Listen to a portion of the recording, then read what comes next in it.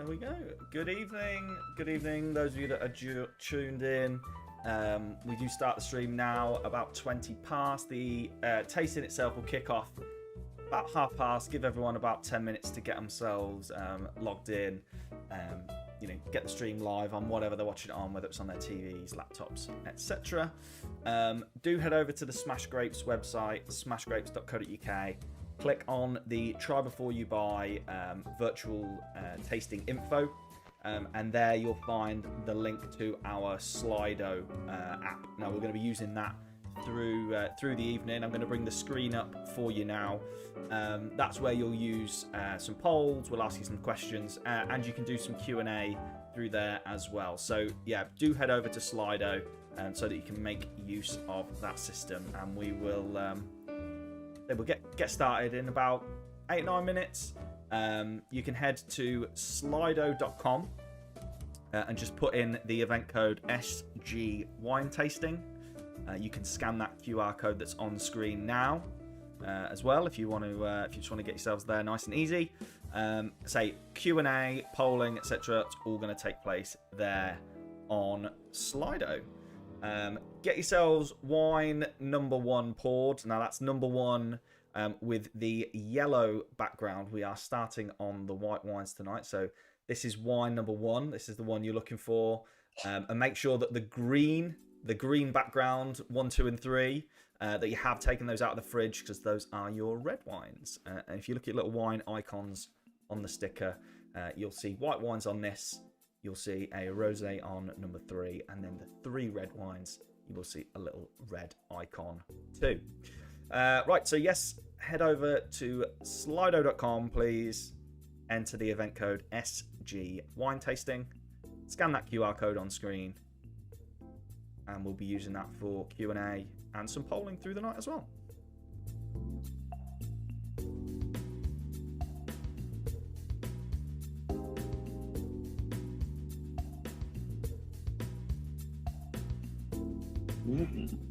Do I look really bright? I just saw myself on YouTube. It's very bright, very heavily lit. You're quite bright. There's a nice shine. There's a nice shine to you there. I'll reduce the shine going off the preceding hairline. Down.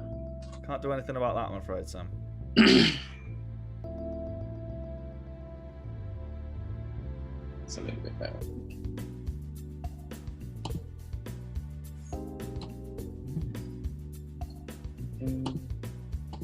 When you are on Slido as well, at the top right of the screen, you'll see a little person outline. You can set your name up in there, just so you know who's asking questions. Otherwise, feel free to be anonymous. Anonymous. Looking forward to our first wine tasting. Our first one, yeah. Quite a few first time Smash Grapes wine tasters out there tonight. We have cheese and pate while we listen. Yes, very nice. Good stuff. Very nice. Right. Let's so just 5 or 6 minutes. Let everyone join that we're expecting. We'll go from there.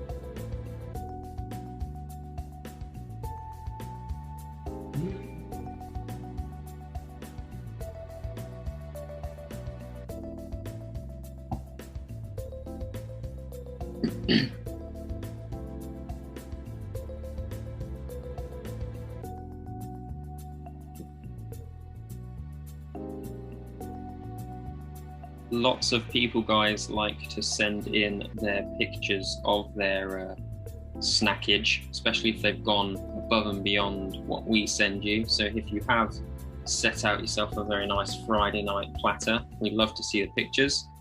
Send them over to us on Facebook or whatever. Exactly. And speaking of pictures, if you do snap a couple of photos tonight while you're doing the wine tasting, in a couple of days' time, you're going to receive an email from our website. It's from a system called Looks, and it's going to ask you to leave a review.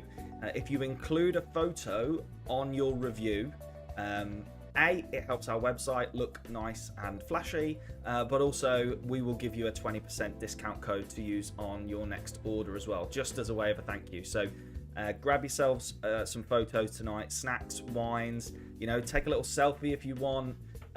Any photos that you can include with the reviews for, you know, a business like ours is, you know, absolutely, you know, it's amazing. That's why we, you know, that's why we offer you the discount for doing it. So yeah, keep an eye out for those emails. They should land Tuesday, Wednesday time, and it'll ask you to review the wine tasting. The Howies, first time as well. Up to you. Hello, So Howies. Howies have set their name in Slido, so we know what's going on there. So yeah, remember Slido.com, use the event code SG Wine Tasting, scan that QR code that's on screen, or if you go to the Smash Grapes website and put event info, the link is all there. You can just load it through.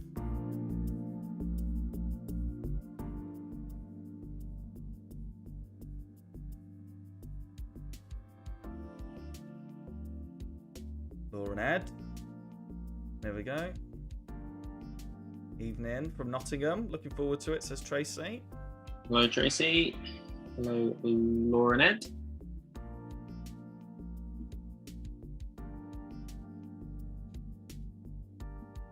Is there football on tonight?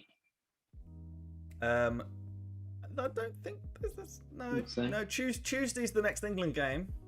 Yeah, right. England Germany. Biggie. I No, mean, there we'll probably not be is. distracted then. There will be football, but it's not. You know. That's Wales. Why watch playing. football when you Wales can do might be wine playing. tasting? No, exactly. Why watch Wales play football when you could be wine tasting? Yeah, so the Q&A function as well, guys, tonight. Don't feel like you have to ask specific questions about the wines that we're tasting tonight. What tends to happen is everyone has a couple of drinks. You know, you lose those inhibitions and you start getting the great kind of questions. Oh, why does red wine give me more of a hangover? Does it matter if it's a screw cap versus a cork? You know, what glass should I be drinking out of? All those kind of things that, you know, most kind of wine businesses, or you go into a wine merchant or someone like that, you would just feel a little bit silly asking. But not here, not at Smash Grapes. Ask away. Ask those questions. I'll stop Sam when he's mid-sentence if I think there's a good enough question. Yeah, you know, ultimately as well, we've got 6 glasses of decent wine tonight. By the time we get to glass 6, yeah, just ask away. Ask anything. Come on. Doesn't even have to be wine related, to be honest. You know, we'll do our best with whatever. You know. Exactly. We try. Right, only a couple more minutes now, and then we will get going. What you can also do in the Q&A side of things, if someone asks a question that you think's really cool and you want answered, you can like it, and the more likes that a question gets, it pushes it up the rankings so that we see it our side and make sure that we answer it. I mean, to be fair, you know, there's not hundreds of us, so we will get through everything, but if there is something that you think is a good statement, again, we like those up. So what we're going to do as well, just for the last couple of minutes while we get everyone here, I'm going to launch a quick little poll, so make sure you've got Slido ready, and I'm going to ask you what you look for in a good wine. It's just nice to get some answers. What do you look for when you're picking a wine, when you're deciding that a wine's good? What do you look for? Here you go. What's going to happen is when you start putting answers in and words, and you can put as many words in as you want, it's going to build a nice little word cloud up.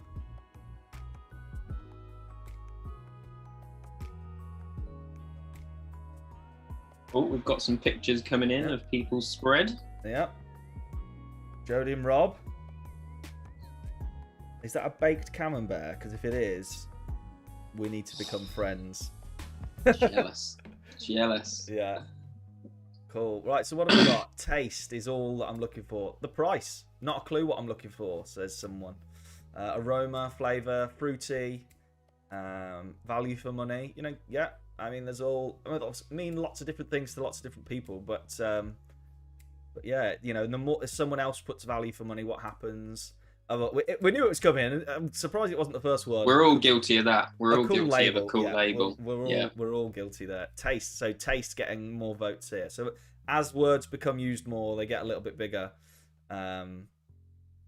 Yeah, you can see that, taste recommendations. Recommendations are good. That's why we need people like you to review any wines when you've done them, the wine tastings, because people really care about that. People want to hear real world reviews of wines that they've that have been drunk by everyday Joes, not crispness for a white. I only buy white. Okay, taste is all. Yeah.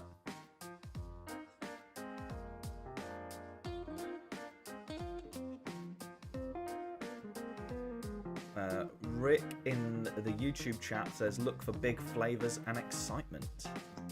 Excitement. In the wine or what comes after? Yeah, who knows? High alcohol for excitement, I'm sure.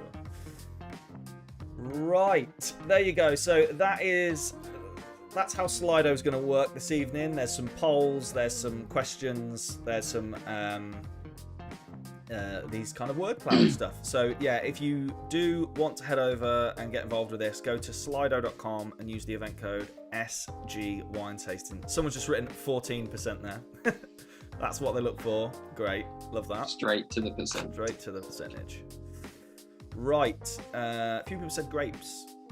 Price, in case I don't like it, has just come up as well. Yeah, very common. Yeah. Cool. All right. Well, there you go. That's how Slido's going to work this evening. So let's stop that one now. Bring the Q&A back up. So here we go. Let's clear these. Right. Yes. So welcome to the Smash Grapes virtual wine tasting. Try before you buy. What's going to happen is we've got 6 wines. You've got them there in front of you. We are starting on the white wines first. So we will start white wine number 1. Get your glass ready. Get it poured. And feel free to just start drinking. Don't feel like you have to wait for us at all.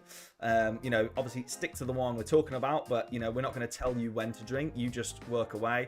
For the avoidance of doubt, number 1 is this graphic you can see here.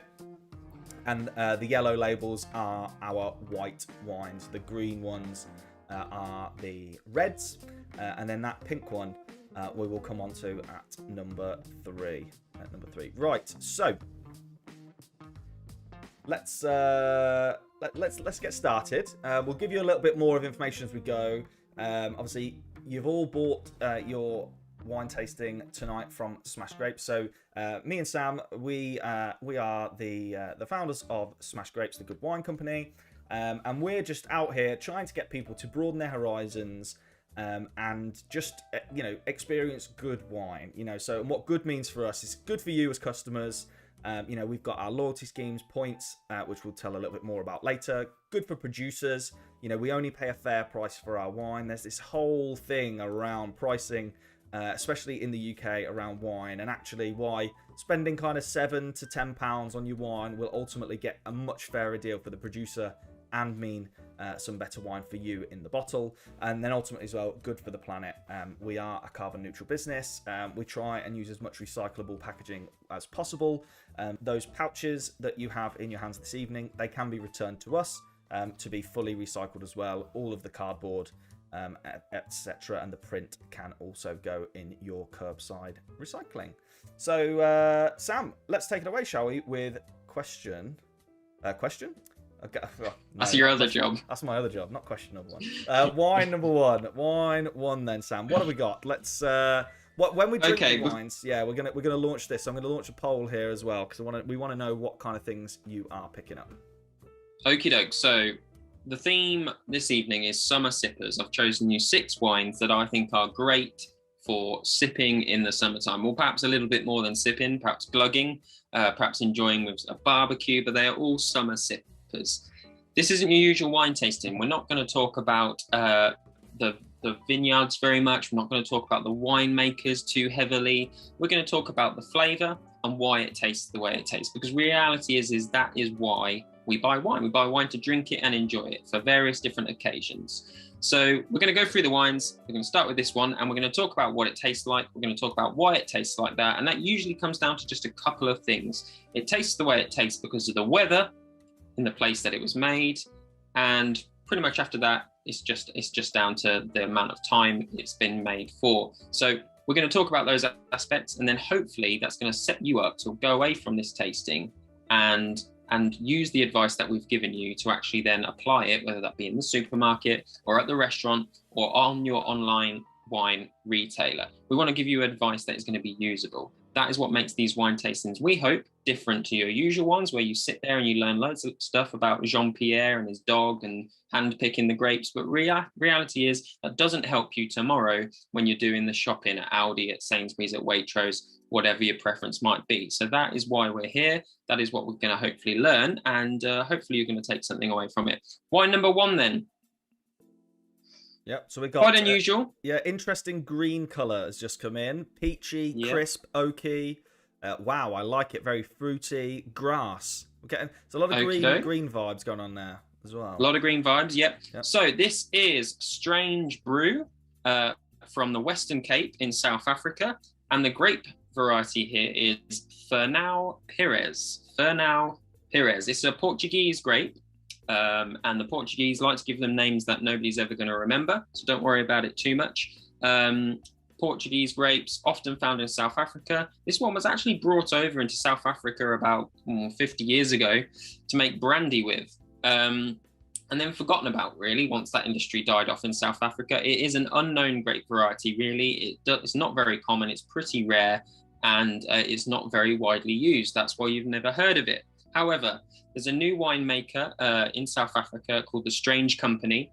They're sort of punkish winemakers who are buying up forgotten patches of land, of vineyard across the Western Cape, and are taking these unusual grape varieties that are essentially abandoned and turning them into really tasty wines. So Fernão Pires, it's what we call an easy ripener. It loves a bit of sun. The slightest whiff of sun, it's ripe, it's ready to go. What do we mean by ripe? Well, it's packed full of sugar. So in order to make a fantastic summer sipper, we need to be careful about the amount of sugar, because what makes drinks in general refreshing and what makes wine refreshing is acidity. Now, acidity is packed into the grape already. It's naturally in the fruit before the processes of ripening and harvesting and then winemaking. Before any of that is started, acidity is already packed into the grape. It's sugars that develop later, and then of course we turn those sugars into alcohol. So if you want a really, really refreshing wine, you need lots of acidity. If you've got a grape that is a bit sort of like, oh, here's some sun, bang, loads of sugar, like Fernão Pires, you've got to be very careful. What the Western Cape has is the fantastic sunshine of South Africa, but it has these cooling, really, really sort of huge like gusts coming off of the Atlantic Ocean, like really powerful winds. Have you ever seen like footage, like maybe watching a bit of Attenborough and they're talking about great white sharks, those huge crashing waves against the Western Cape, massive winds that cools the grapes down, and it's cooling and elongating the ripening process by keeping things cool, which maintains acidity. So acidity versus sugar. Let's talk about that. Let me have a little swig of this for a start.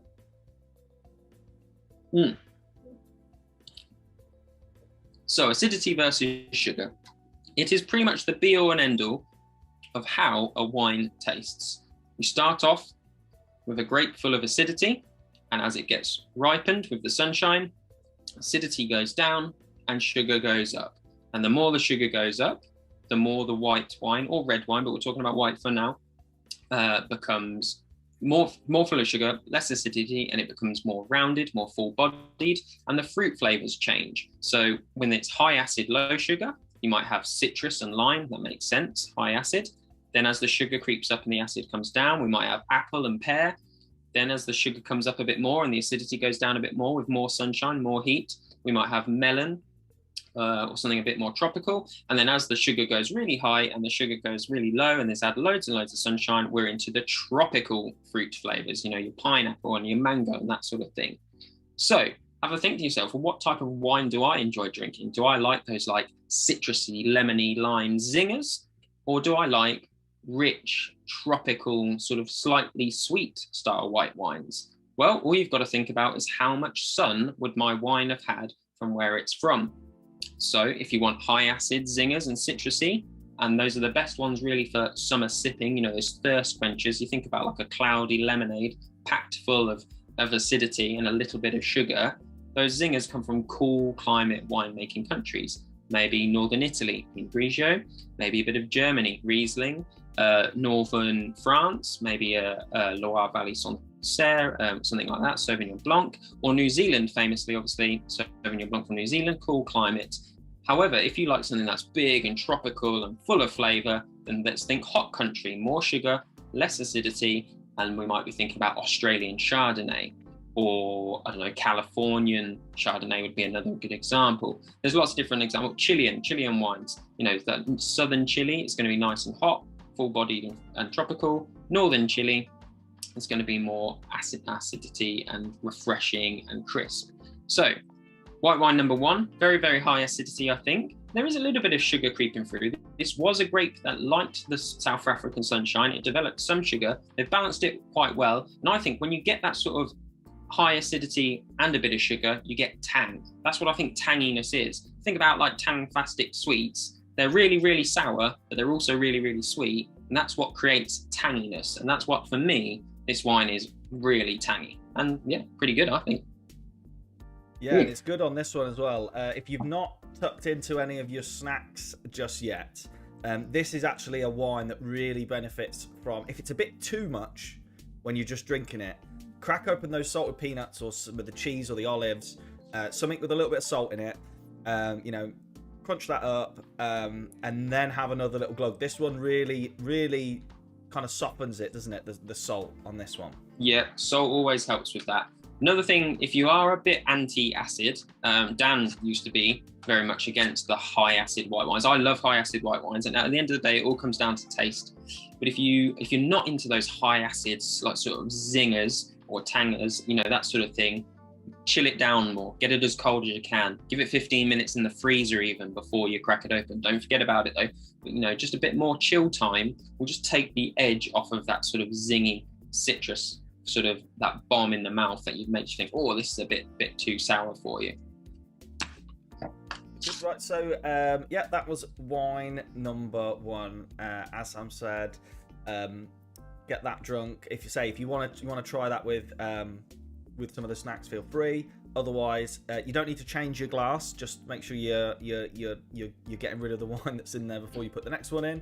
And we're going to move on to white wine number 2. So again, white wine number 2 coming up now.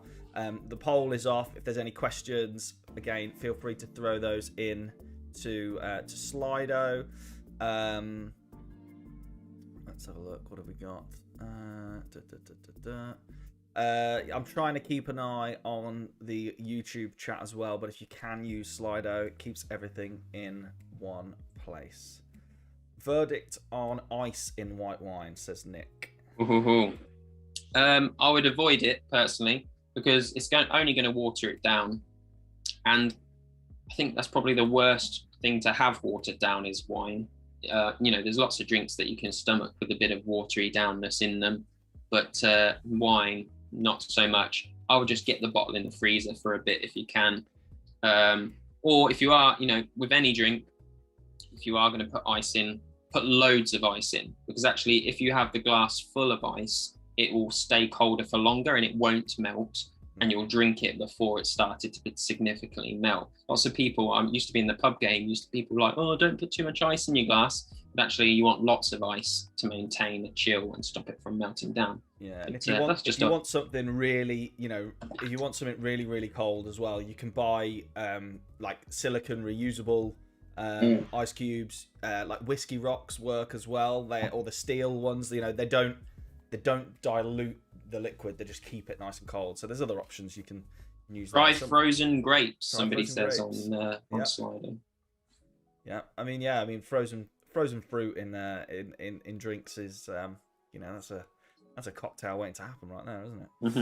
Mm-hmm. Tracy and Jay, excellent first one. Good, glad you liked it. Right, so we're on to white wine number 2 now. White wine number 2. Oh, another little vote there for frozen grapes. So yeah, a couple of you doing that. Right, love the pouches, perfect for portability. Absolutely. Mhm. Absolutely. Right. White wine number 2. Get it poured. Start drinking. What are you guys tasting? What are you tasting? Okay, so wine number 2, guys.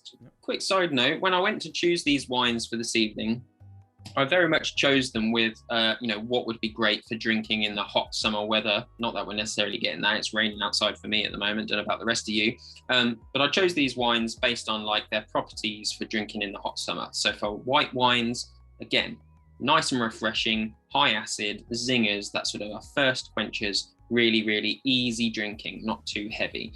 Reds will come to in a bit, but also sort of by accident, I ended up choosing a load of really random, unknown grape varieties. And that's not necessarily what we're about at Smash Grapes. We have lots of grape varieties that you would recognize, but we do also champion the unknown grape varieties, or what you might call native grape varieties. What do I mean by native? Well, things like Chardonnay and Pinot Noir and Merlot and Shiraz, all those big things you name off, they're the international grape varieties. And what they are essentially are a bunch of grapes which are really suitable for growing all over the world in different conditions. I mean, some of them so flexible. Chardonnay you can basically grow anywhere and it will produce wine. And as a result, that's good for commercial winemaking, because you can take some Chardonnay vines, stick it in the ground, and you know that in about a year's time, you're going to have a product to sell.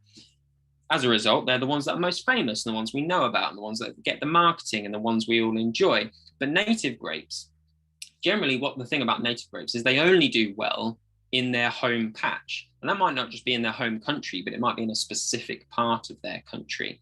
And that's great for them, but it's not great for sort of the wider international wine community. But what it does mean is that the grapes take on their own different styles and flavors, which are sort of found by the weather and the soil types and the growing techniques that are unique to that place. And that's why I would encourage you to get out there and try native grapes. There are thousands. There are actually around about 10,000 different grape varieties in the world at the moment. We can't possibly say how many there are because there's just so many unrecorded.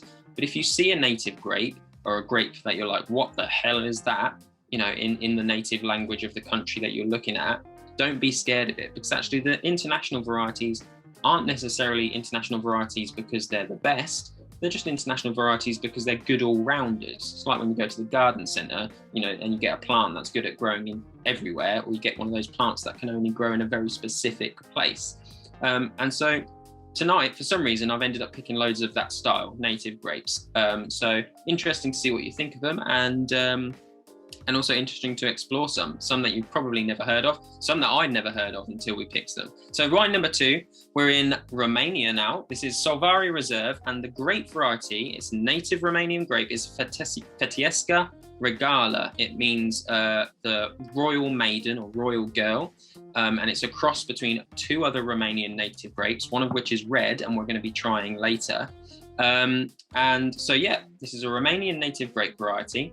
It dates back hundreds and hundreds of years to the Middle Ages. The thing about native grapes as well is that in around the 1800s, there was a bug called Phylloxera, little mite that eats wine roots, that came across from America, typical, and destroyed everything.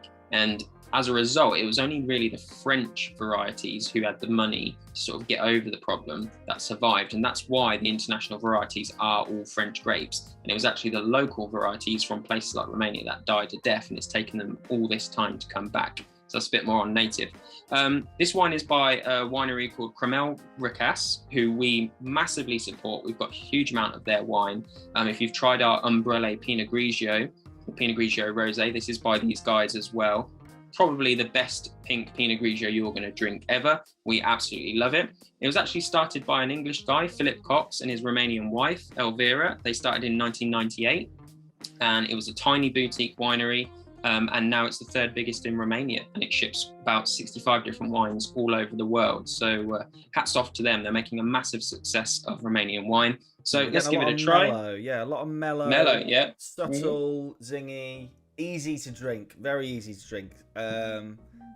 Smoky, smooth, like smoky, peach. Yeah, I like the smoky. Very softer than the first. A lot of that coming through. Citrus. So what's happened here? Romania as a country has a very similar wine growing climate to France, but without so much coastal area. It's only got about 150 miles of coast, unlike France, which obviously goes most of the way around. It's far more consistently warm in the summer.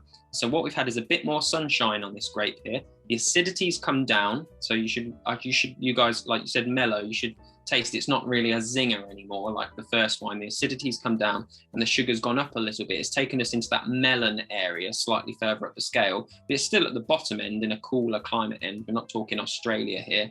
And that's just, it's mellowed the wine out a bit, taken the acidity down a touch, a little bit more sugar without being sweet, and it makes it really drinkable, really drinkable. I think it's great wine.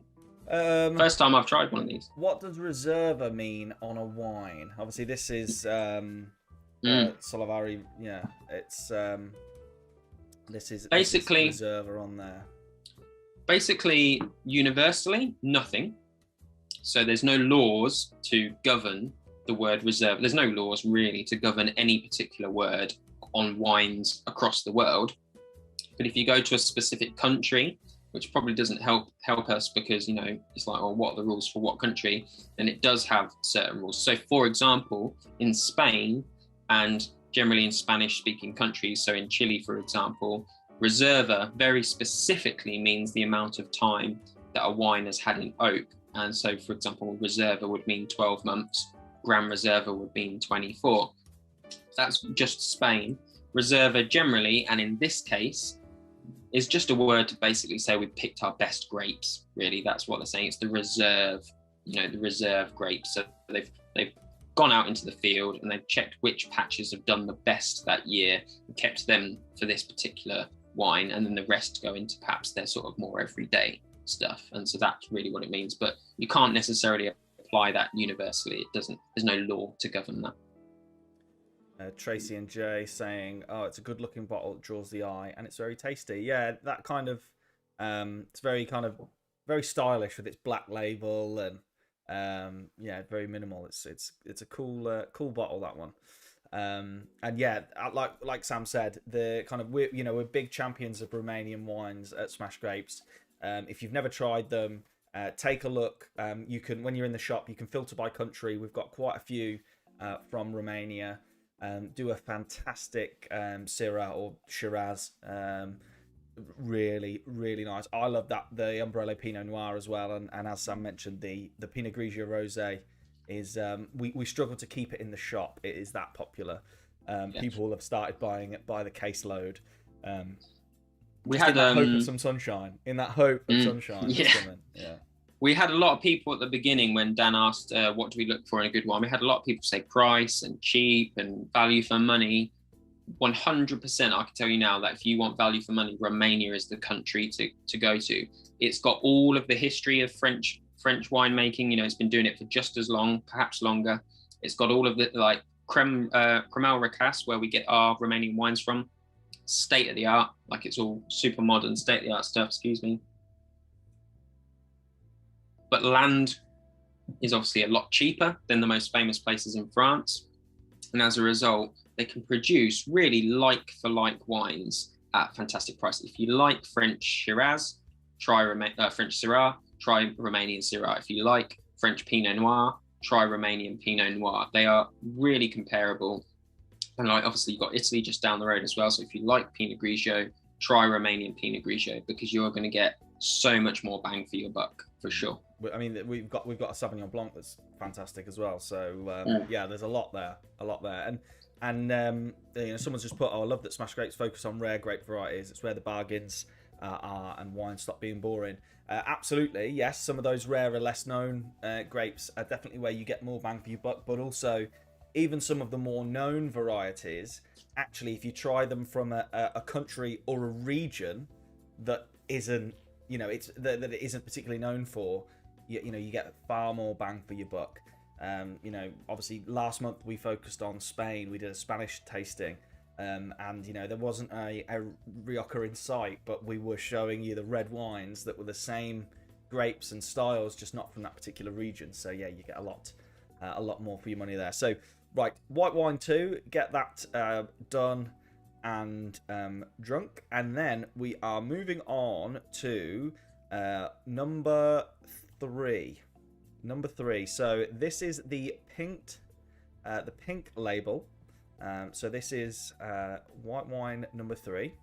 Now you will notice a very distinct colour when you pour this one out. It's not quite a rosé, but it's not a white wine.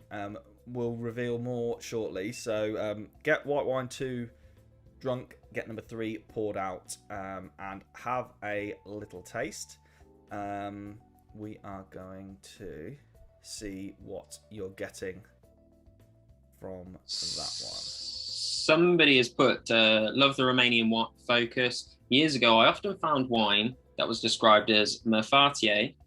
Is that a grape type or region? It was great 30 years ago. So Merfartier were a wine producing company. They're a massive company, the biggest in Romania for years. And they I think they were like the government ascribed winemakers during like the Soviet rule and all of that sort of time, where basically, I don't really, my history is terrible. Like they had a whole socialist rule, didn't they, in Romania for ages, where like literally it was government subscribed television, government subscribed movies, and they were the government subscribed winemaker. So they were literally the only winemaker. But interestingly, they've just gone bust, and like half of the people in charge arrested for tax fraud. That's fairly recently. So yeah, they were the only winemaker in Romania, and now I believe most of them are doing prison time for tax fraud. But yeah, so they're a winemaker, not a region or grape variety. Yeah, they're a manufacturer there. So getting a few notes coming through. So remember, this is wine number 3. So the pink label, wine 3, pink label. What thing it says? An apple, orange, not much, says someone. Okay. Looks like apple juice. Tastes a bit apple juicy. Yeah, we've had a couple of apple comments there. Thanks for the answer on Merfartier. Tastes like dessert wine. Looks like apple juice. Cider. Odd smell. Yeah. Again, it's sherry. Okay then. So wine number 3. We've called it rosé number 3, but that's a bit of not quite. We've misled you slightly there. It's a bit unusual. This is Bodegas Outerlanden en Blanco.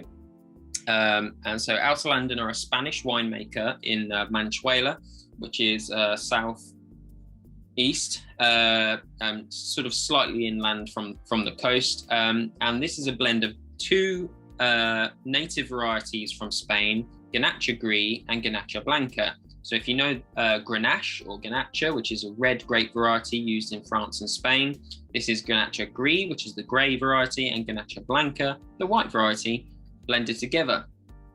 However, the thing that makes it a bit orange and a bit sort of not rosé-like is the fact that it is actually what we now call a orange wine. So I don't know if anybody's heard of orange wine, if they've seen it online or heard people talking about orange wine and wondered what orange wine is. It's got nothing to do with oranges. It's got nothing to do with apples. What it is Bodegas Outerlanden are what's called an organic and biodynamic winemaker. So organic, I think we all get what organic is nowadays, but biodynamic is sort of like organic plus. And what that means is not only do they avoid chemicals and all that sort of thing, fertilizers, pesticides, but they also make the wine in a way that has no impact in the surrounding area. You know, winemaking is agriculture, just like any other type of food or drink production. It has a huge impact on its surroundings, and biodynamic winemaking is about sort of taking a little bit of that back. So for example, to give you an idea, instead of perhaps using a pesticide to get rid of a particular bug that's eating your grapes, you might plant some particular indigenous plants which introduce another insect which would then eat that insect for you. Or it could be as simple as using chickens to get that grub or whatever, goats to stop the local scrubland growing into your vine field instead of just hacking it all down so that it's more managed. That is biodynamic. What often comes hand in hand with biodynamic winemaking is also natural wine. So what is natural wine? It's upcoming craze. It's very popular. That is where basically you let the grapes do their own thing. So instead of what we normally do, which is take some grapes, squeeze the juice out, add a packet of wine yeast, which is bought off the shelf, just like bread yeast, and then put it in a tank. What they do is actually put all the grapes into a tank, crush them, and let the natural yeasts that are already sat on the skins do the job for us. Those natural yeasts tend to sort of imply a bit weird and wacky flavors, but the important thing here, and I am getting to the point, is that they've left the skins in. And when you leave the skins in, that imparts two things: color, that's why it's orange, and flavor, that's why it's sort of a bit more bitter. This one's quite subtle actually, but a bit more bitter and tangy than your average rosé, because that's come from the tannins in the skin. The longer they leave it in, the more color it will impart before they filter it out, and the more bitterness. And actually, on the scale of orange wine, if you think this is for you and you might want to give it a try, this is actually quite light. It's quite easy going. It's not too crazy. I got given an orange wine at Christmas time once from a company and didn't really know. I poured it in the glass and thought, oh, this is odd. It's very it was deep orange in color. Had a sip, had a swig, let's face it, and it nearly ripped my face off. It was so bitter and tangy. So orange wine might not be for you. This one I think is quite entry level. It's sort of a rosé orange wine blend. It's still nice and refreshing. There's a nice amount of acidity in there, which I think makes it a good summer sipper. But there's a bit more structure to it, a bit more body, a bit more going on than your average sort of flat rosé. Yeah. What would you pair something like this with? You know, if you obviously it does have quite a flavour to it. I know. I mean, obviously, flavour is all very much subjective. And I know there was a couple of comments, oh, it doesn't really taste as much, but you know, for me, this has got quite a strong taste to it. What would I be pairing an orange wine or maybe this particular one? What am I eating that with? It's good for, like, rosé is great for spicy food generally, and orange wine as well. You know, so if you've got something like Thai food or, you know, Asian spices generally, this will match up to really like the bitterness, and I think the wine has a sort of spice to it. You know, it's not chili pepper, but you know, there's a spicy pepperiness to it. Yeah, spicy food, Asian flavors, that sort of thing. I think it would go very well. Very good, very good. Right, so yeah, get this one drunk. Hope you're enjoying it. We are, you know, we're kind of most of the way through our first three wines. Not a lot of questions coming in, so keep throwing those in. We're going to take a couple of minute break before we move on to red wine number one. But what I'm going to do in the break is I'm just going to show you how to claim the wine tokens. So as part of what we offer here for our try before you buy, not only is this, you know, we hope just an enjoyable evening of something slightly different and trying 6 nice wines, but also you do get a £10 voucher for every one of the tasting packs that you bought, and I'm going to show you how you go ahead and claim those. So while you're finishing up wine 3, I'm going to head over now and do this. Right, so here we go. To claim your wine tokens, now this is the £10 that you get from tonight, and also just in general, when you purchase from Smash Grapes, you earn tokens, you earn points for every pound you spend.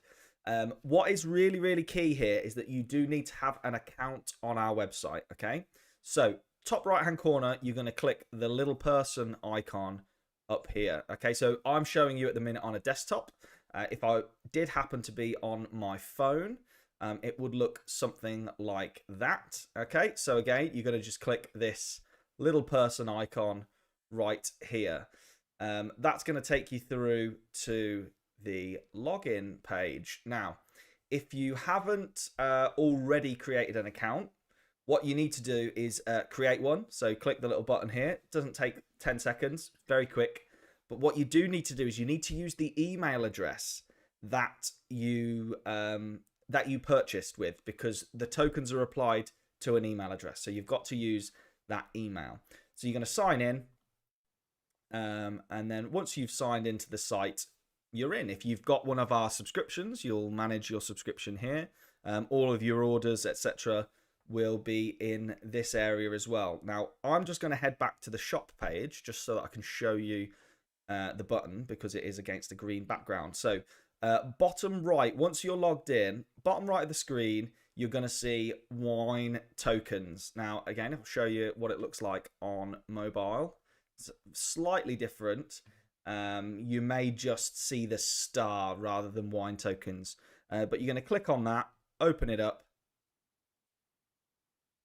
and it's going to tell you here how many points you've got. So you'll have been awarded 950 tokens for every wine tasting pack that you bought. And in your rewards here, it'll tell you that you've got a £5 off voucher. So you'll click there, click redeem, and away it goes. What's also really useful as well is this refer your friends section down the bottom. So you all have, by creating an account, you'll have a unique code here. You can share it on Facebook, Twitter, email. If I was using my phone, I'd have WhatsApp, text message, those kind of things as well. You can share that with your friends, and that gives any of your friends £20 off their first order at Smash Grapes. But we don't want to just give your friends some discount. When they go on and buy, that will give you a £20 off code as well. You know, we want you to share what we're about, share who we are, and help us just get more people drinking good wine. So yeah, just very, very quickly, just to recap that, you are going to log in, make sure you use the email that you booked with. You're going to hit the star icon in the bottom corner here for the wine tokens. And that's going to open your token portal, and you'll click on the coupons to redeem. It's that straightforward. That £10 you can then go on and use against the wines we are drinking this evening, or just any of the wines in the shop at all. We will email you at the end of this. Appreciate we will have all drank a bottle of wine, so that you know exactly what the wines were, where to find them, etc., etc. So, red time now. Red time. So, let's have a look, because I've obviously moved off the screen. Let's see if any questions have come in. What have we got? There's a couple. There is a couple. Are we able to recycle the packaging? Not sure if with the email. Still have a few pouches. Yes. I'll make sure we send an email with the details of how you do that. So keep all of your pouches. They can be returned and recycled. Yes. A lot of love for number 2. Karina says number 1. And then, yeah, the notes about pairing that we spoke about before. So remember, keep those questions coming in. It is much better when this is two-way. On the YouTube chat, Romanian Reds are awesome in general. Yep, definitely agree with that one. Agree with that. Right, number 3. Sorry, not number 3. Red wine number 1, which is, where are we? Red one. There we go. Yes, so we've gone to the green stickers now. Little red wine icon. Wine number 1. So these are reds. Hopefully you took these out of the fridge like you were instructed. But if you haven't, make sure you go and grab 2 and 3 out of there. Get them somewhere that they're going to come up to room temperature now. But pour it out, and let's see what we're saying here. Sam's very excited about our reds this month. He's been waiting for an excuse to get number 3 out on store. Yes. So yeah, you'll see his little face light up when we get onto that one. But number 1, let's see what you guys are saying that on this one. Number 1 is possibly gonna outdo 3. I mean, 3 is a wine that I absolutely love, but number 1, it's the first time I've tried it. I'm enjoying it a lot. Vanilla, very dry, yep. But nice. We're hearing dry but nice. Okay, yeah, tannins, dry, cool. We'll talk about that. Yeah, there's a couple of messages in the chat earlier as well about there's definitely at least one person who said they only buy white. So I hope you are going to try the reds. I was very much I only drink red wine, but it's just because I wasn't drinking the right white wine. So great red. Clove, again, banana. Oh. Someone's really championing banana flavors tonight. Mm-hmm. Vanilla's just gone big. There's a couple of votes for vanilla. Warm. I think we get a lot of warming through red wine, don't we? The old Vino Tinto. So cocoa, vanilla, Caramel. deep, Ooh, we've deep got some, red. Deep red. we've got some keen palates here with the vanilla and caramel. Yeah, it is quite a deep red, really, as well. Actually, it's quite a dark one. Right. So, Yeah, so Sam, colour. what are we saying Okay. here for number 1 on the reds? So we are back to Romania. We're back to Cremel Rakas, our favourite winemakers out there, Philip Cox and his wife. And this is the Solvari Reserve, Fetiesca Niagara. So this is the red grape version of the white that we've already had. This is actually the mother grape to the white. So this grape was blended with another one to make the white one that we've already had, but that's kind of irrelevant. Fetiesca Niagara means Black Maiden. And it's similar in style to a Pinot Noir. So if you enjoy Pinot Noir, this might be the one for you. Why is it similar in style? Well, Pinot Noir is a very thin-skinned grape, but still very lush and juicy. This is a thin-skinned grape, and what does that mean, Sam? Well, the skin, as we talked about briefly with the orange wines, is what makes that bitter tannin flavour. Now, some people did mention tannin, but when you do move straight from white to red, tannin does tend to surprise you. But actually, on the scale of tannin, this is fairly easy going. Pinot Noir is the same, easy going, light tannin. And when we're looking at red wines for drinking in the summer, for summer sippers, because that's why we're here, we probably do want to keep the tannins low and the grapes light in flavour. That doesn't mean it's going to be lacking in flavour. It's just going to be a little bit more delicate. So, yeah, Fetiesca Niagara.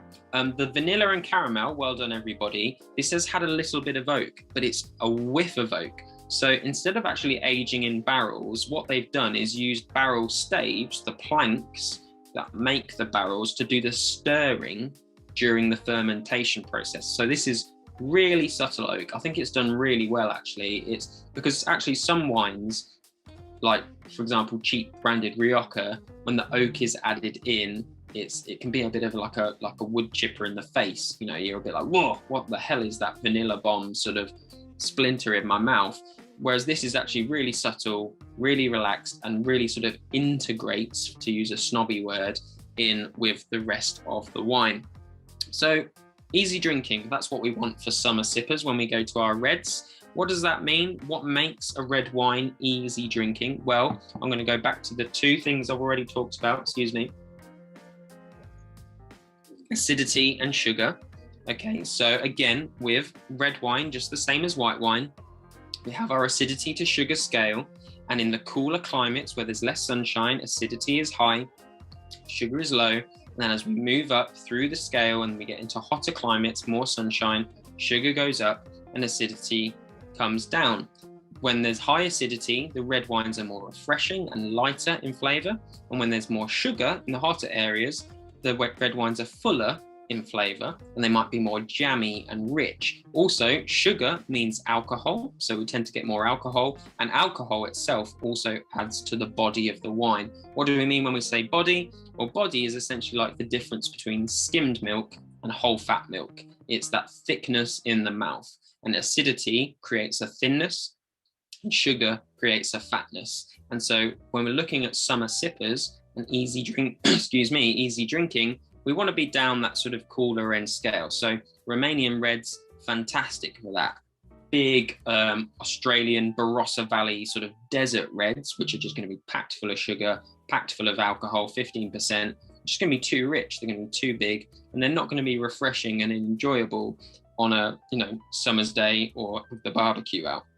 So that's acidity versus sugar. Now, with the power of technology, I'm going to take over now. And I'm also going to show you another layer to the flavour sort of profile of wines. Dan, am I in control? You should be. Give us a little left, right. Left? Yeah. Right. There you go. Yes. Right, you're in control. Okay. You're in charge. Right. This right. is where it goes This is horribly new wrong, to everyone. me. This is new to me. And I'm the guy that drinks all the wine. So bear with me. So by now, I've harped on about it a fair old amount. And if this isn't your first wine tasting, Christ, you've heard me talk about it. Acidity versus sugar.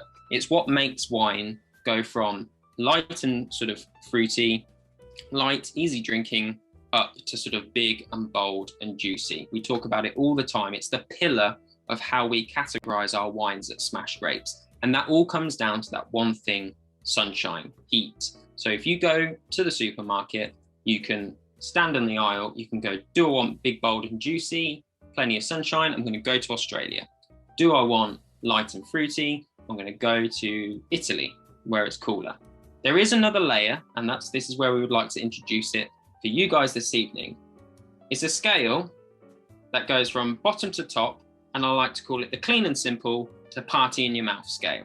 And what I'm talking about there is about the complexity of a wine. Oh, snob word alert, snob word alert. We're talking about the amount of different flavors in a wine.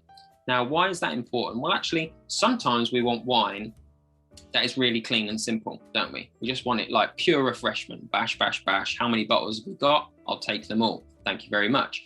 Sometimes though, we also want wine that's interesting and has got loads going on. And also the brilliance of those wines is that they tend to go better with food because they've got flavors that can match up to it.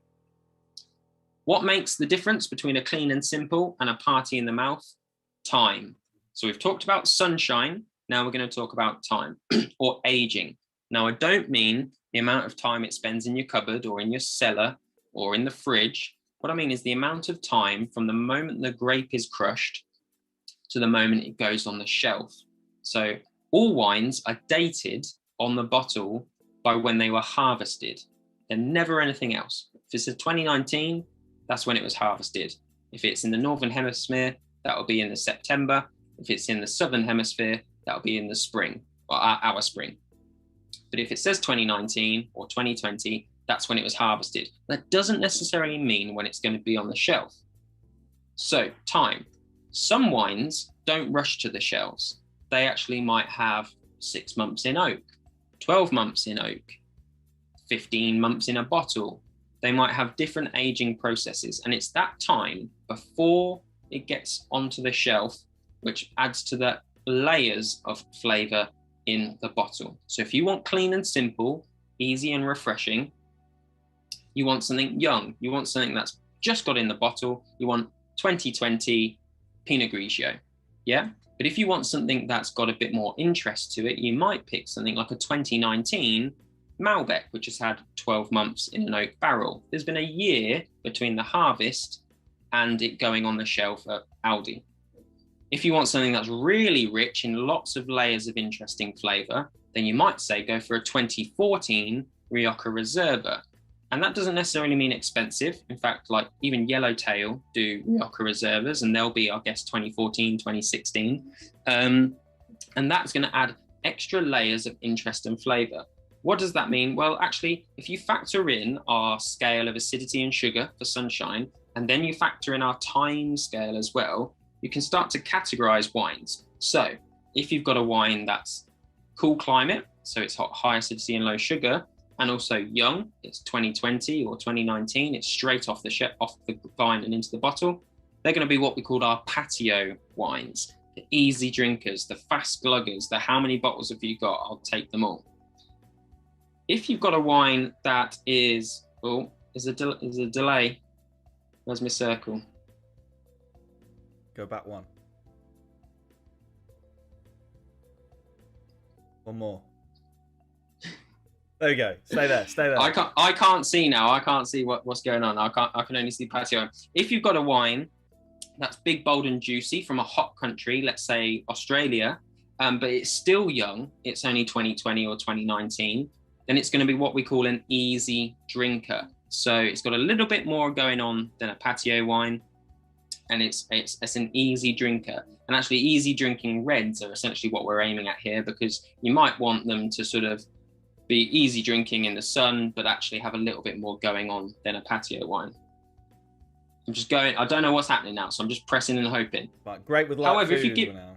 Yes, so if you have a wine that's from a cool climate and has had low sunshine, but has had a bit more time, let's say a Chardonnay from France, which has had 12 months of lees stirring and aging to it, then they go really well with light foods. And then lastly, if you've got a big, bold and juicy from a hot country like, say, central Spain, Rioja, and it's had loads of time, it's got 2014 written on the bottle, that's going to go with your heavy foods. So hopefully that's not completely confused the hell out of you. I don't know what slide I'm on, but basically what we're saying here is you've got two scales to look at in order to choose your wine.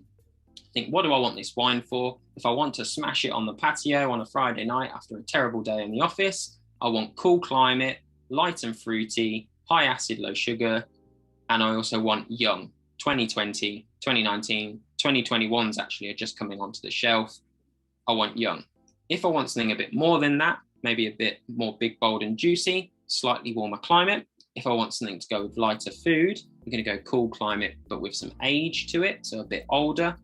And then if I want something that's rich and powerful and full of different types of flavor, that's going to go well with my Sunday roast or my casserole, then you want big, bold and juicy from a hot country and also a bit of age on it. What do we mean by age? There we go. So that's the age scale on its own.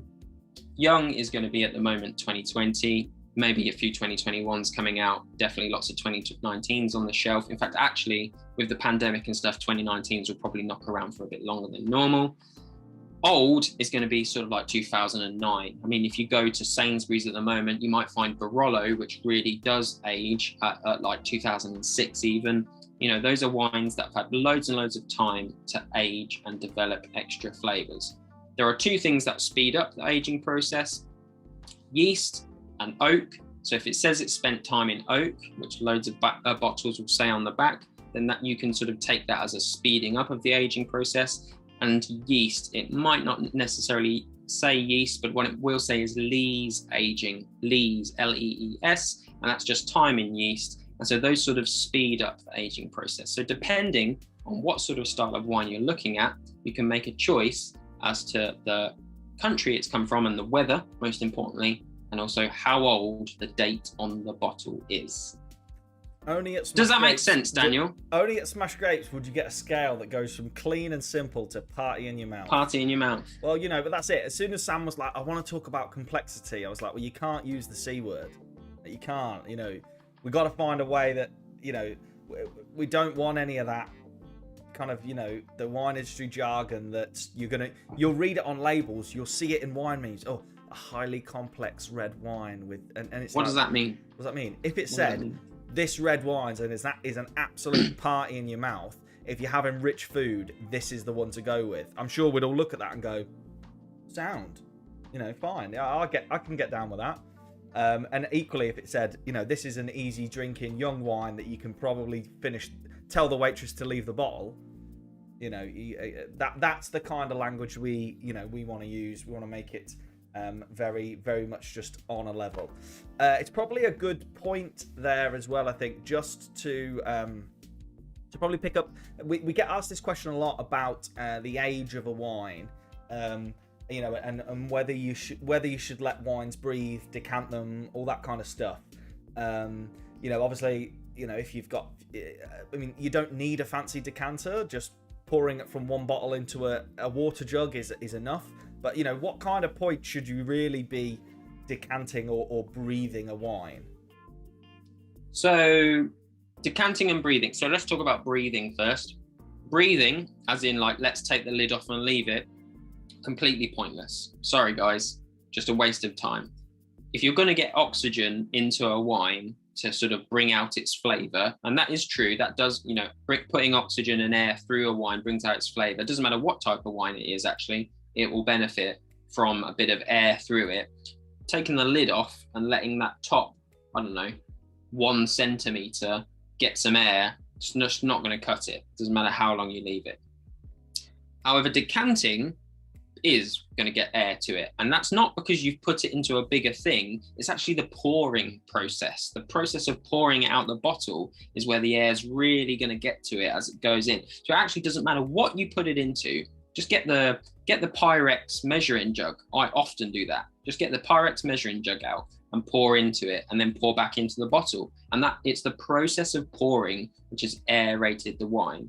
When do you need to do it? Well, the aerating, it's going to help most wines for sure, but it's not going to make like a huge amount of difference to our young guys. So like I said, if you've just got that patio wine or that easy drinker, which is, you know, it's 2019, 2020, don't worry about it too much. Don't waste your time. Even with the reds, just don't worry about it. But actually, if it's now like got 5 years on it or 10 years on it, then what happens is the wine's flavors do sort of close up in the bottle. And so a bit of aeration will help, absolutely. And what you're putting it in, as I said, doesn't matter. It's the aerating pour process. And you can get things like aerators, which you like put in the top of the bottle, and that creates airflow to it. And so, yeah, getting a bit of air through the wine is going to unlock the flavor for those older wines. Yeah, absolutely. So we tend to say anything with about 5 years on it. Yeah, definitely decant it. You'll notice a difference. If you poured it straight into a glass, poured it into a decanter first, you will notice a difference. You know, Laura and Ed saying they've got a decanter. Is it necessary? Yeah, about 5 years. Or any wine that's 2016 or before now, throw that in your decanter. It will just give it a little bit of life. Whites and reds benefit from decanting. Whites can. I mean, you get plenty of old whites. Yep. Not a lot, and actually, a lot of white doesn't do well from aging, but you do get some. But what I would say to you, like the level of aeration you need to improve your white wine is a nice high pour from the bottle into your glass. That, like, don't pour it carefully, pour it aggressively. That's about the aeration you need for a white wine. Good, you know, tip it so that it gets a good glugging motion. Glug, yeah. Nice glugging motion. Yeah, that'll help there. And reds, as we said, anything with about 5 years on it, do good with decanting. And as Sam mentioned about aerators, it's just like a little nozzle that you stick on the bottle. I've got one. Any wine, just, you know, use that to pour it into your glass. Just like a really aggressive pour, it definitely helps.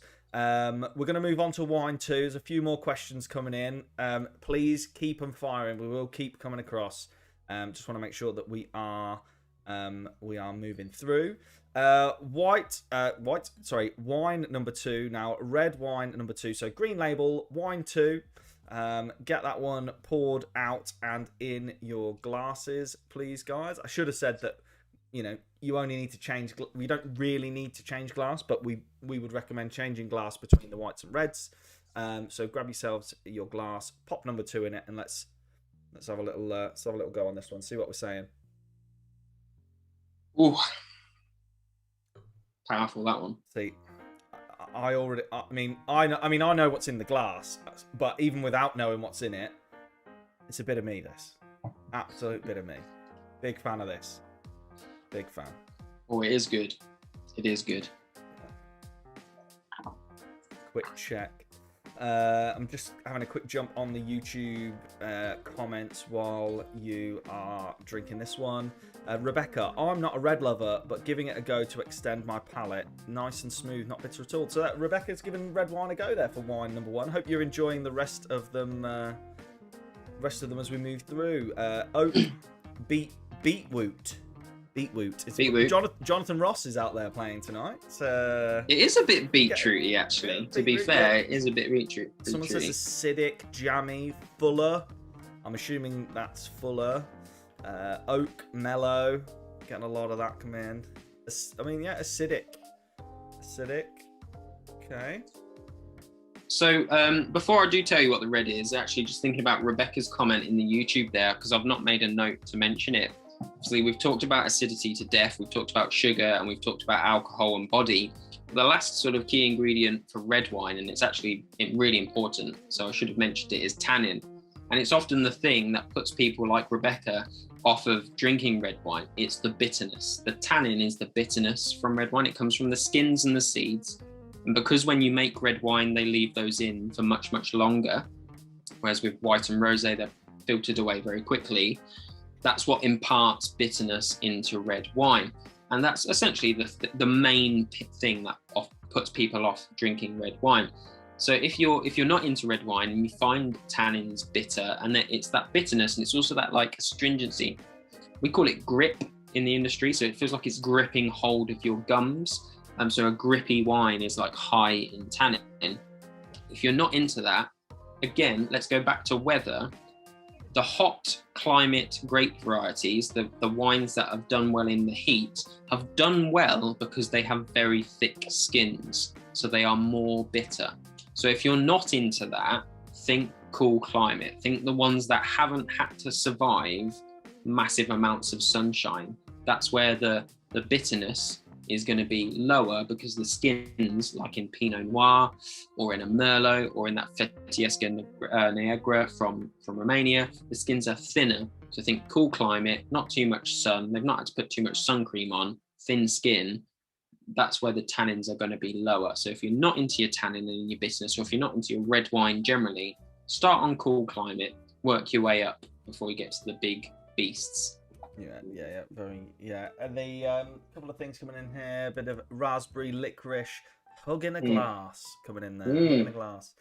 Comfortable oak, blackcurrant, a lot of love for jammy as well. You know, jammy. It is quite jammy. It is quite jammy. A lot of love for jammy there. So Sam, what have we got going on in glass for red number? Okay, we're over to Spain, a little bit more familiar for red number 2. This is Bodegas Manzanos, the Pegaso Garnacha. Garnacha is the grape, or Grenache as it's known in France, but Garnacha is its original name from Spain. It's the most grown red grape in Spain. But if you're not sure about Garnacha, what's Garnacha? Never heard of it. Grenache, as it's known in France, is the main Rhone grape. What do I mean by Rhone? Côtes de Rhône, Châteauneuf du Pape, that sort of stuff. So it's a big deal, Grenache. In Garnacha, in Spain, it's called Garnacha. It's interesting that jammy is the biggest word on there, because Grenache has a very big reputation for being jammy. It loves the sun. It absolutely inhales the sun. Its sugars go through the roof very, very quickly.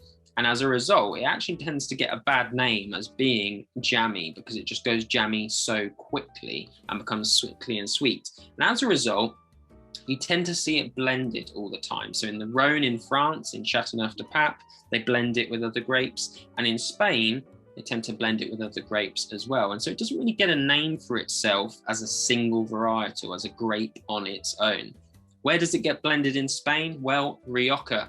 In Rioja, in Spain, if you're drinking Rioja and it's red, it's going to have 2 grapes in it, possibly 3, but we'll forget the third. Nobody's ever heard of it. It's going to have 2 grapes in it, Tempranillo, which is like the Merlot of Spain, and Garnacha. Those are the 2 main grape varieties found in Rioja. Garnacha loves the sun, gets all sugary and jammy. Tempranillo, it's a bit more like, whoa, hold on there, and it retains its structure and its herbiness and other styles of flavor. Put them together, fantastic all-round wine. However, if you're a great winemaker like Victor Manzanos, you can control that. You can keep the grapes cool, and you can stop that over jamminess. Victor Manzanos, he owns a whole bunch of vineyards that are on the border between Rioja and the neighboring region called Navarra, a region that we love here at Smash Grapes, Navarra. They are very much the sort of bridesmaid, never the bride. They're right next door to Rioja. They share all the properties, the weather, the climate, the grape varieties of Rioja, but just not the marketing budget. So you just don't hear about Navarra. And so Victor Manzanos has got awards for the best Riojas in the world. He's got awards for the best Navarran wines in the world. Pegaso is actually, if you get the bottle, is named Vino de España. So it doesn't even have a region mentioned. And what that means is that for this particular wine, because it's his entry-level wine, he's not bothered to go through the paperwork and admin, and there's tons in Spain, especially in the Rioja area, of giving it its Navarra DOC regionality. But that doesn't mean it's of any low quality, and that's something to be said about regionality. So if it says Rioja DOC or Navarra DOC or Bordeaux or Burgundy, these are regions where you've got to fill out a lot of paperwork and jump through a lot of hoops to get that famous name on the bottle. But actually, there's nothing wrong with Vin de Spain or Vin de France, or the same for Italy. They're often made by fantastic winemakers, but because it's their entry-level stuff, they're not going to jump through the administrative hoops in order to get that region on the bottle. So they're always worth giving it a try. So this is Pegaso Garnacha from Spain, but it is from the Navarra region. Ganacha is the grape. It's old vine Ganacha. What do we mean by that? It says old vine on the bottle, and Vinas Viejas in Spanish, or Vina French Village now. in French. That's it, what Yeah. he said. You see it a lot, VV. What does old vines mean? Well, basically, in order to combat that sort of ability that Ganacha has to just sucking the sun and become overripe and too sugary, they use old vines. What does that mean? Well, as vines get older, the plant itself gets older, and we're talking like these can be up to 100 years old. They produce less fruit because they're getting older, but the fruit itself is more concentrated in flavor rather than sugar. And so it's the old vines that manage to sort of ripen into the best quality. So if you see old vine written on the wine, it's generally a good indication of quality. So yeah, Ganacha here, it's fruity, it's mellow, it's rich. It is jammy, hopefully not too much, but maybe for some.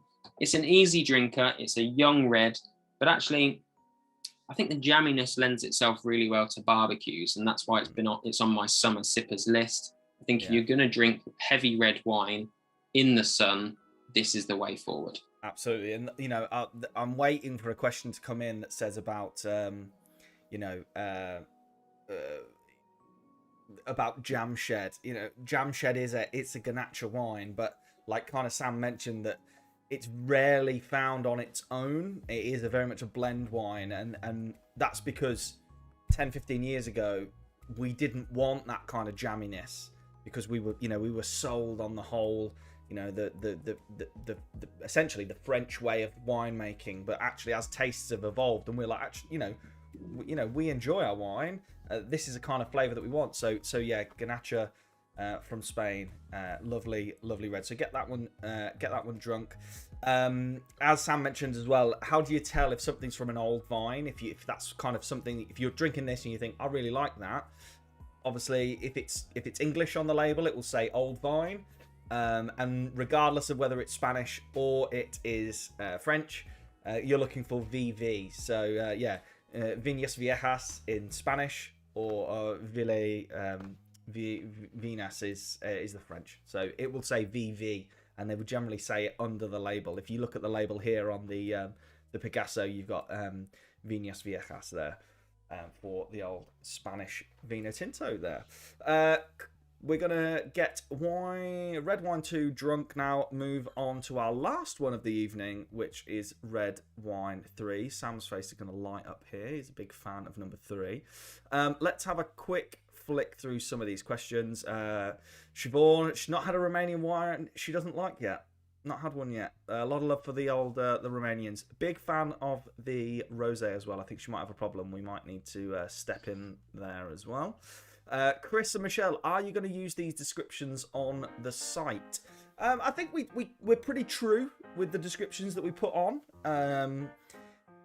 Obviously, if you like, look, if you're judging labels and you're clicking on bottles based on that, or if you're searching by country, given Sam's kind of recommendations about thinking about the weather and what that's going to mean for the juice in the bottle, if you're just going on reds, whites, etc., all of the descriptions on our wines, we get given a list by the winemaker. We get given a description, and it's often, there's a powerful hit of strawberry on the nose, followed by a licorice on the back of the mouth and a full feel.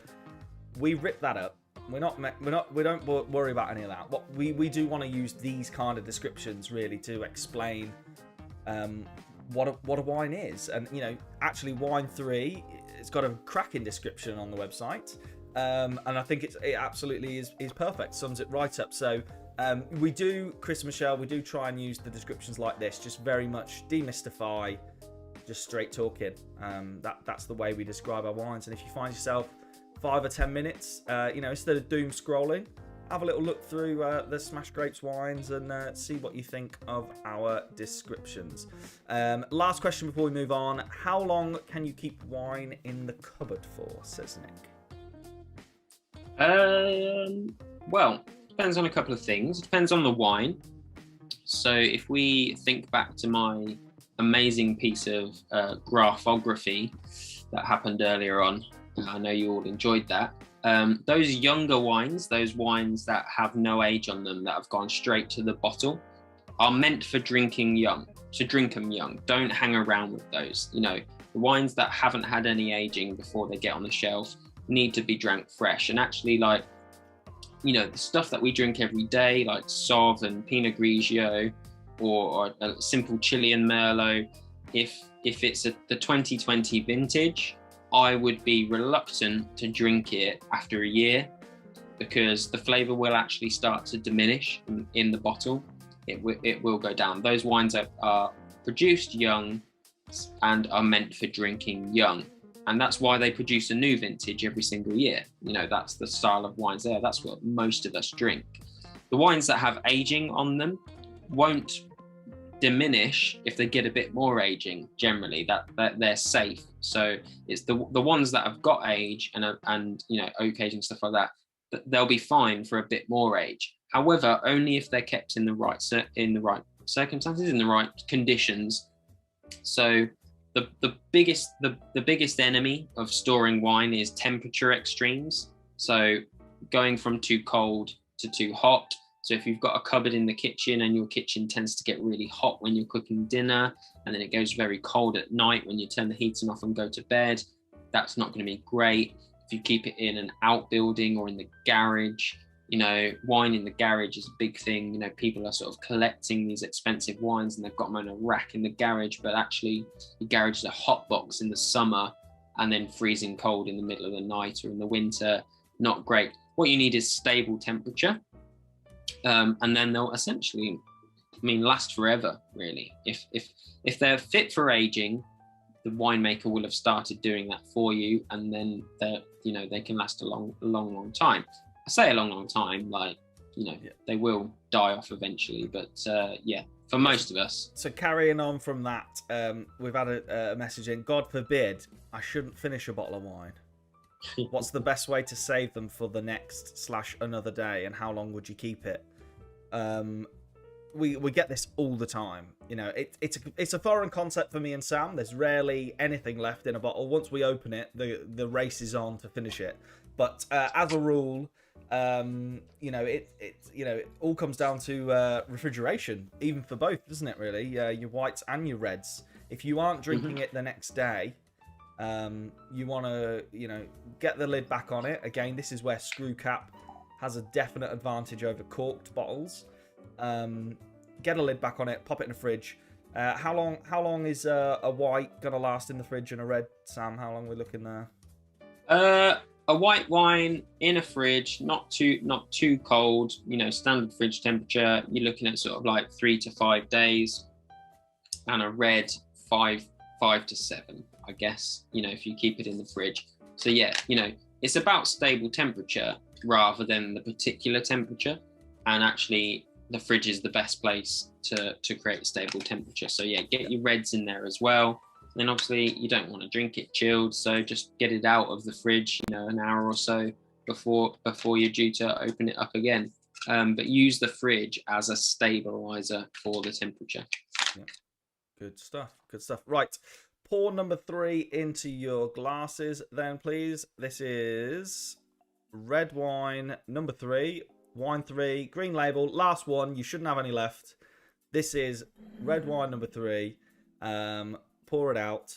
Let's have a you know, we started off with this thing about no sniffing, no swirling, but that was really because we just wanted to get away from the whole stuffy pretense of, oh, I'm getting notes of this and notes of the other.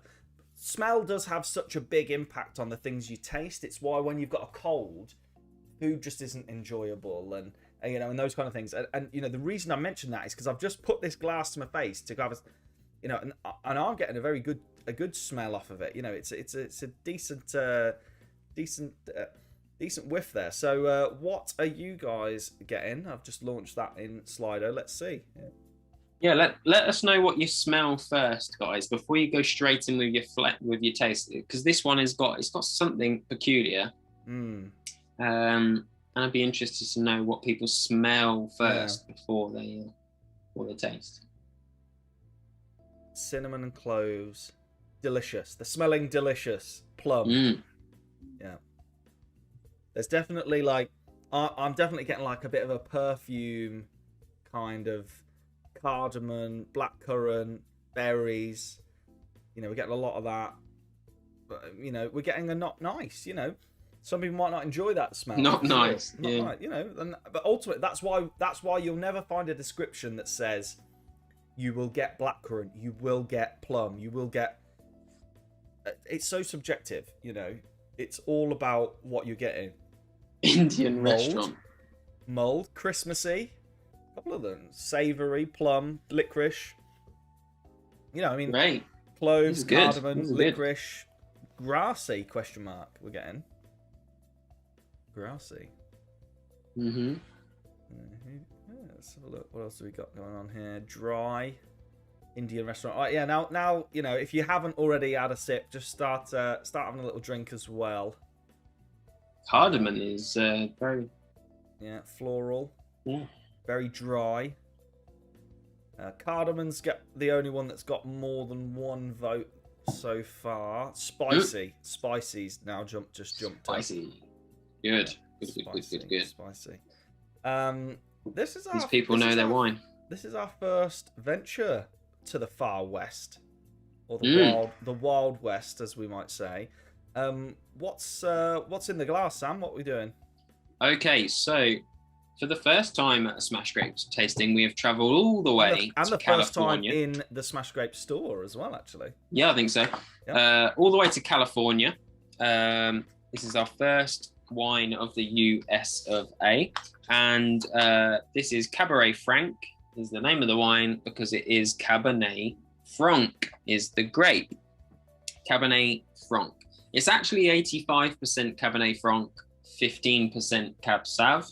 They just stuck a little bit of Cab Sav in there to give it a bit of a boost. But yeah, it's Cabernet Franc mostly. What is Cabernet Franc? Some of you might not have heard of it. It is a Bordeaux blending grape. So I'm pretty sure most of you will know what Bordeaux is. Bordeaux, Claret, you know, that's where the name Claret comes from. It's a region in France which is famous for some of the most expensive wines in the world. And they make all sorts of different types of wine, but if it's red and it's from Bordeaux, then it is always blended Merlot, Cabernet Sauvignon, and Cabernet Franc. There are others, but it's generally those three. It's always Merlot and Cab Sauv in the biggest proportion. And Cab Franc is sort of used as like a seasoning in it. It doesn't get much of a looking. And the truth is, it's a bloody difficult grape to grow, Cabernet Franc. It's very finicky. It's very sensitive to like disease and rot. It's a nightmare. And actually, as wine commercialism sort of grows and grows and grows, it's disappeared out of a lot of the Bordeaux blends. Like a lot of the big guys that make a lot of money in Bordeaux, just see it disappear. You rarely see it as a single varietal on its own, very, very rarely. But it is a huge favorite of mine. It's got a fantastic flavor that I absolutely love. It's also my absolute all-time favorite barbecue wine. Siobhan, who piped in earlier with the never had a Romanian wine she doesn't like, I took one of the only single varietal Cabernet Francs out there from South Africa to her house for the very same reason. It is a fantastic barbecue wine. It has the fruitiness, but then what I think that smell is, and forget, you know, if you guys, you've got cardamom and all those different things and spicy, what I think that smell is, I think it's like grilled or char grilled peppers, like peppers from a kebab, like a green bell pepper, slightly grilled on the barbecue. It's got a sort of peppery vegetable spiciness to it, which I just think makes it fantastic with barbecue food. It is my absolute favorite at the barbecue. So California, generally, the reason we don't see, well, we do see it in the UK, but the reason we don't see like it in its variety is for two reasons. You either get it in the absolute dirt cheap form, which is Echo Falls White Zinfandel from California. Let's move that to one side. Or you see it in very, very, very premium form, like Au Bon Climate Chardonnay. It's very, very expensive, like, you know, 60 quid a bottle, crazy stuff. There is a whole industry in the middle in California, but they just don't export it. They keep it for themselves. And so that's why we don't see a huge amount from California over here. but they are fantastic wines, and there's lots of variety. Lodi, which is the region where this comes from, is inland, away from the coast of California. It's like a desert out there. It's super, super hot. This Cabernet Franc comes from the biggest Cabernet Franc vineyard in the world. Of course, the Americans have got the biggest in the world. And in order to sort of combat, again, we talked about this with Garnacha, to combat that sort of over ripening from heat, these are 45-year-old vines. So the yield is reduced, the grapes, they produce less grapes, but the concentration of flavor is more, and the sugariness is kept low. Also, this wine gets about 2 months on oak. It's not a huge amount. It's, you know, it's not your Malbecs and stuff that get a year or so.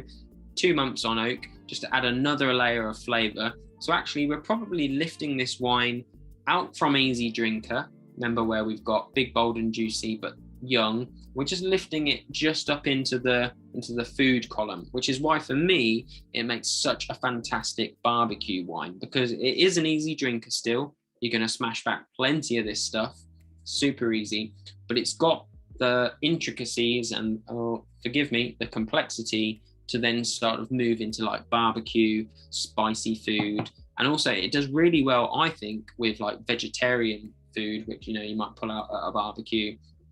You know, that grilled peppers and grilled vegetables. I think that flavor is right there in the middle of the wine. Big favorite of mine. Don't know if I've made that clear. High on the party in the mouth scale here with Cabernet Franc. A lot of love for Cabernet Franc's label there. Yes, this is Cabernet Franc and the tale of his marvelous mustache. We are going to share with you all bottles 1 to 6. There's obviously a lot of people jumping in saying, "Oh, love number 2, love number 1, love number." Again, California Cabernet Franc. Are you kidding me? Says Anonymous. Biggest Cabernet Franc vineyard in the world. Biggest Cabernet Franc. Right. Let's have a little look. Save the best for last. Definitely more of our taste. Lots going on, says Corinna. Yeah, for sure, for sure. Let's have a little look here. 1 or 2 more questions. With a red, does it make a difference if the glass is warm? So with red wine, chilling is going to mute the flavors. There's no doubt about it. But warming up, I'd be careful about. I had to do a tasting presentation. I do some wine consulting for like hotels and stuff, and I had to do a tasting presentation at a hotel 2 weeks ago that was having a refurb, and so they were like, "Oh, let's do it in the garden," and it was horrible because the sun. It was one of those hot days, and the sun was beating down, and the red wines, by the time I cracked them open, were just cooked, and so you can't taste. You can only taste the sugar. Once you get a bit of heat to red wine, it literally is just sugar in the mouth. So I wouldn't warm up your glass, but you know, room temperature is obviously perfectly fine. Yeah. Cool. Right, before we go on and answer a few more questions, keep firing them in. We're going to go through them. I'm just going to show you now. We will email you this. Don't worry. I know you're 6 glasses deep. Couple of snacks. You know, had a great night. But what I'm going to show you is just very quickly, how do you find the 6 wines that we have drank this evening? So I'm heading over to the Smash Grapes website, so smashgrapes.co.uk. You've all been there before because you have bought the Try Before You buys. I'm going to head over to the shop, so up the top here, or again, if you're on a phone, just hit the menu. I'm going to head to the shop. When you do land on the Smash Grape store, not only, you know, you obviously you're hit with a list of wines, but actually you'll see here, if you're on desktop, we've got these lovely filters. Let me just have a quick look, see what it looks like on mobile. You'll have this little filter option on screen as well, over just above the bottle shops. You should be able to see my mouse. So we're going to hit filter and collections. So collections is where you want to look. So these are constantly updated. You know, these are the bits we put together to help you navigate the 50, 60, sometimes 70 wines that we have on the Smash Grape store. So you know, the patio wines, the Pinot Grigio. If you're into Pinot Grigio, what should you be looking at? Sauvignon, Rosé, the wines that go in our subscription boxes, those kind of things. This is what we're putting together.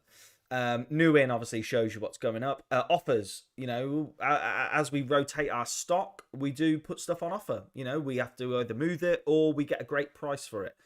Keep a little look on the offers page. But what you're looking for in collections here is try before you buy. Obviously, that's what we're here for.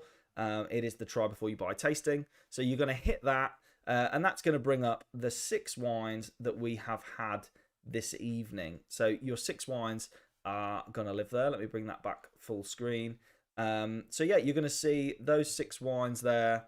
We'll send you a note so that you know that which one is number 1, 2, 3, 4, etc. But you know, you've got your 3 reds, your 2 whites, and the En Blanco rosé / orange wine there. I showed you before the little star down the bottom. That's where you're going to cash in your wine tokens. How you're going to refer your friends. There's options as well for you to earn more points. Give us a little like and share on Facebook, Instagram. Bung your birthday in. We give you a little treat on your birthday as well. And say when you've got enough points there to redeem a token, which most of you will have at least £10. If you bought 2, you'll have a £20 token, etc., etc. That's where you cash those in. You press redeem, then you go on and shop. It is as simple as that. All of the wines that we've drunk tonight are there. And to be fair, a couple of these I think are going to stay in the store on a staple. These Solivares, absolutely cracking set of great wines. There. So let's have a quick look. Keep the questions coming in. Let's have a look. What, if any, difference does altitude make to wine? Says Cosy. Altitude. Altitude. You've got to know your geography to be looking at a label in the supermarket and know the altitude. But what difference does it make? Altitude is extremely important. I read that question earlier. Do they mean altitude to the wine itself or altitude to when you're drinking it? I would think it's got to be to the wine itself. It's got to be the wine itself. You know, if something's grown so altitude is super important for wine. It's probably one of the most important factors for many countries, particularly say countries like Chile or anywhere that's mountainous. So again, we're gonna hark back to that acidity versus sugar scale, that sunshine scale. And actually countries like Chile that are right on the equator, that have got tons of heat and are at risk of over ripening their grapes, they need to slow that process down. And to slow it down, altitude is really helpful, because if you've got tons of sunshine and it's super hot all the time, go up a few thousand feet above sea level and the temperature drops considerably. So altitude, mountainous areas benefit from being able to cool themselves using the altitude so that the grapes don't get ripe too quickly. They also tend to be a lot cooler at nighttime. The technical word for that is diurnal change in the wine industry. So grapes that are super, super hot in the day and very, very, very cold at night have a great diurnal change, and that elongates the ripening process to maintain acidity whilst growing sugar and create a lovely balance. And that's what makes great wine. Cosy has jumped in and said, no, I meant when drinking it. Well, look, altitude when drinking is a whole other ball game. Yeah, I think you just get drunker. You do. Well, First off, you get more drunk at altitude because the oxygen is less available. But also, actually, your taste buds become far more dulled. So food that you would eat on an aeroplane, when you get, you know, that gorgeous aeroplane food that we all miss so terribly, it's actually super, super highly seasoned. If you ate it when you were on the ground, it'd be vile. It's actually because as you go up to altitude, especially in a plane, your taste buds get really, really muted. So anything you drink at altitude, you know, après ski on the slopes or whatever, drink it when you're on the ground at sea level, be completely different. So it's very, very different when you're drinking stuff at altitude. Do we have a theme for next month? We don't as yet, but keep an eye on your emails. We'll definitely put your requests in. Put your requests in. We'll do what we can. Obviously we did Spanish last time. We're doing summer. We've definitely had messages about, Italian. There's a lot. Do you know what? There's so many Italian wines we could do that are not your everyday staples, but that are fantastic. A lot of love for white wine number one, which I thought was going to divide people. I thought it was very, it is quite sharp, that, but a lot of love for white wine number one. Nick asks, what about red wine that suggests you chill it? What are our thoughts? Yeah, there's nothing wrong with chilling red wine. If it's suggesting to chill it, then it's probably down our cooler climate end, whether that acidity is still high and the sugars are low, because those wines actually are quite nice chilled. But I wouldn't like chill a Barossa Valley Shiraz or a rich Argentinian Malbec. That's not going to do it any favors whatsoever. It's those sort of cooler climate, refreshing red wines that, a little bit of chill, nothing wrong with them whatsoever. Very good. Let's have a look. Is it true I'm assuming, just going back to when this question was submitted, I think it's about the way some vineyards just put, Vino de Spain or, Vin de France. Is it true that sometimes they just have spare wine that they can't get the full shebang for, so it gets sold off cheaper? No, nobody has spare wine. Most winemakers know exactly where it's going before they've even pulled the grapes from the vine. There's no such thing as spare wine in this industry. Demand is always far higher than output. And so, yes, winemakers will, divide their wine up from entry level to high end. And that might be to do with the land that it was grown on, or the fact that some of it had to be hand-picked and some of it had to be machine-picked. Or why would that happen? Well, the hand-picked stuff might have been on a really steep slope that machine can't get to, and the hand-picked stuff is on the flat bit. They will have pre-decided what their high-end and low-end stuff is, but there's no such thing as leftovers in the wine industry. Absolutely not. What are our thoughts or experiences with sparkling red? Sparkling red, yeah. I mean, stuff like Lambrusco, really interesting sparkling reds. There's no reason why you couldn't enjoy it. It's down to taste. I'm not a huge fan. I can't think of any that have really rocked my world. I know Australia is punting out some sparkling Shirazes at the moment. I mean, for me, sparkling wine is about like refreshing acidity and that sort of thing. It's all the things that we all love about sparkling wine, and sparkling reds don't necessarily deliver that. But try them. I had a Lambrusco not that long ago, sparkling red Lambrusco from Italy, which I think you could enjoy like at a party as the aperitif. But yeah, no, I'm not. The other day I went in a petrol station, and for the first time I realised they do sparkling Ribena. That fucking blew my mind, to be honest with you. I didn't like it. I'm a big Ribena fan, but the sparkling wasn't for me. And I think it's down to taste. Tried an English sparkling red from Mount Vineyard, Kent. Surprisingly good. Well, I mean, anything English is obviously going to be cool climate, isn't it? So let's think back to our scale. Yeah. It's going to be cool climate. About as cool as it gets to be able to actually grow grapes. So, I mean, English sparkling wine, especially white wine, is fantastic because you want high acid. There's some unbelievable sparkling English white wines. Like, obviously they can't call themselves champagnes, they can't call themselves proseccos. They are sparkling wines, but that doesn't mean they are not worth the price tag, because some of them are exceptional.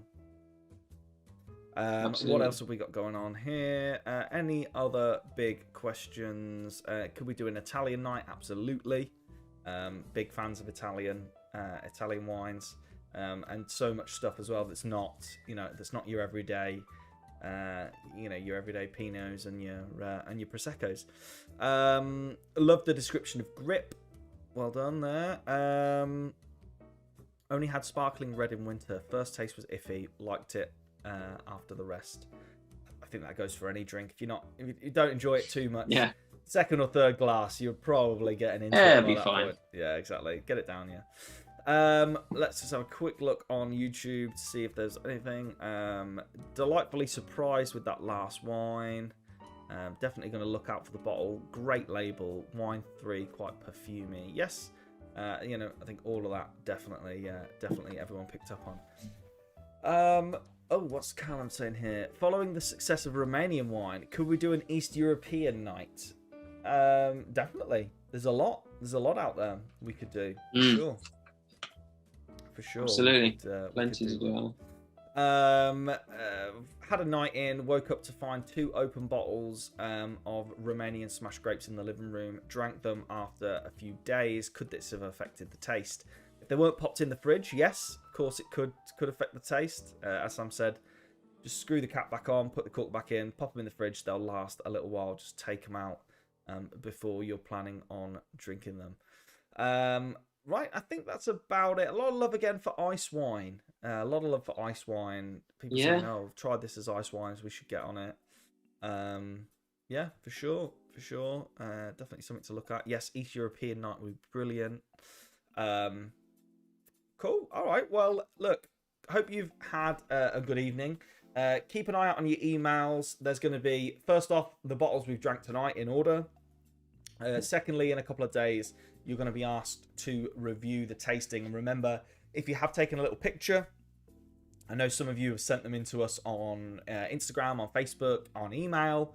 If you include that with your looks review, you will get a 20% off code. That is going to help us show people that are here for the first time exactly what the tastings are all about, and hear from real people what it's all about.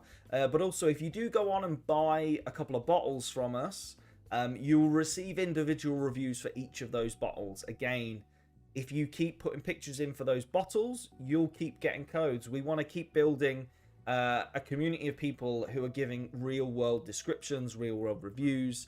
That is definitely what we want to get out of Smash Grapes. Part of our commitment as being good for customers is, we've had a lot of love for tonight for the fact that we demystify a lot of stuff, that we talk in real language, and there's nothing more real than actually what you as wine drinkers have to say, really, about bottles. You'll see in the magazines that we have a don't slur your words. So if you put in if you leave us a description or a review, we may contact you to get get a slightly expanded version, and you might be featured in our magazine as well. So do please engage with those reviews. It makes a massive difference to us. We are a small independent business. We're just out here trying to get everyone drinking good wine. So refer, review, spread the word. It means the absolute world to us. So hope you've had a fantastic evening. Hope you've drank some great wine. We've had fun being here with you. We'll be back next month. It's the last Friday of the month, which is Friday the 30th of July. It will come round quick, I'm sure. It will come round very quick. We've got a 5-week month this time round.